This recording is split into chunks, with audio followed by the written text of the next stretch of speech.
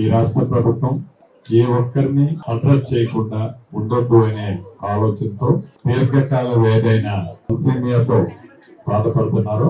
ఆ బాధపడేది ఆ వ్యక్తులే కాకుండా వారి కుటుంబ సభ్యులు కూడా ఎలా సఫర్ అవుతారో చాలా సందర్భాల్లో నేను కూడా చూశాను. ఈ రోజు ఉమ్మడి వరంగల్ జిల్లాలో ఇప్పుడే కౌంటర్ ఒకటి ఓపెన్ చేశాం. సుమారు 235 మంది అప్లై చేసుకున్నారని చెప్పారు. రాష్ట్ర వ్యాప్తంగా సుమారు ఒక 2000 మంది పైచీలకు ఉంటారని, వీళ్ళకి ఆసరా పెన్షన్ ఏదైతే ఉందో వికలాంగులకు సంబంధించింది ఆ కోటాలో ఇవ్వాలని కూడా ఆల్రెడీ రాష్ట్ర ప్రభుత్వం డెసిషన్ తీసుకుంది. రేపు 15వ తారీఖు నుంచి తప్పకుండా ఆ చిన్నారి పిల్లలకి రాష్ట్ర ప్రభుత్వం అది పెన్షన్ రూపంలో ఇచ్చేది కాదు, వారికి ఒక భద్రత భరోసా కల్పించే దానికోసం ఇచ్చే కార్యక్రమాన్ని మనస్ఫూర్తిగా కుటుంబ సభ్యులకి నేను తెలియజేస్తూ, గతంలో అనేక పర్యాయాలు అప్లికేషన్లు పెట్టడమే తప్ప ఇటు పర్మిషన్లు రాక ఇబ్బందులు పడ్డాం. ఈ ప్రభుత్వం వచ్చిన తర్వాత పర్మిషన్ ఇచ్చినందుకు కృతజ్ఞతలు.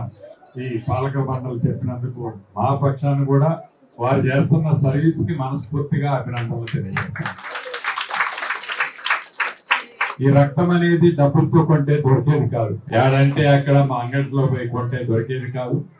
ఏదైతే దాతలు ఉన్నారో, ఎవరైతే ఈ రక్తాన్ని నెగిటివ్ గ్రూప్ వాళ్ళు ఇచ్చేవాళ్ళు ఉన్నారో, మనస్ఫూర్తిగా వారందరినీ కూడా రాష్ట్ర ప్రభుత్వ పక్షాన అభినందిస్తున్నాం. తప్పకుండా ఈ చిన్నారులు ఎవరైతే తలసేమియాతో బాధపడుతున్నారో తప్పకుండా ఈ రాష్ట్ర ప్రభుత్వం వారి కుటుంబ సభ్యులకి అండదండలుగా అన్ని వేళలా ఉంటది. అదే రకంగా సీనన్న ఎమ్మెల్యే గారు కూడా వారికి ఒక ఇల్లు ఏదన్నా కల్పించగలిగితే అర్హులైన వాళ్ళకి బాగుంటుందని అన్నారు. కలెక్టర్ గారిని ఈ వేదిక నుంచి ఆదేశాలు ఇస్తున్నాను. ఎవరు మీ పరిధిలో ఉన్నా లేకుంటే మిగిలిన కలెక్టర్లు కూడా ఇన్స్ట్రక్షన్ ఇస్తాం. తప్పకుండా ఎలిజిబుల్ ఉన్న కుటుంబాలు ఏవైతే ఉన్నాయో వాళ్ళకి ఇల్లు ఇచ్చే దాంట్లో టాప్ ప్రయారిటీ తీసుకోవాలని మనస్ఫూర్తిగా కోరుకుంటూ మీ అందరి దగ్గర సెలవు తీసుకుంటాం.